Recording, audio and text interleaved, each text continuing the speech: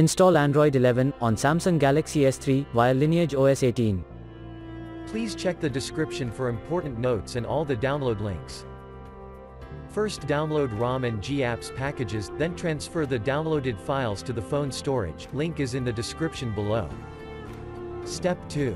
Boot your device into TWRP recovery.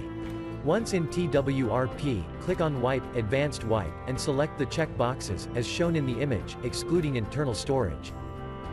Step 4. Swipe the button to wipe the device. Step 5. Go back to the recovery main screen, and tap on the Install button. Step 6. Navigate to the storage, and select the ROM zip file. Step 7. Finally, swipe the button on the screen, to install ROM file.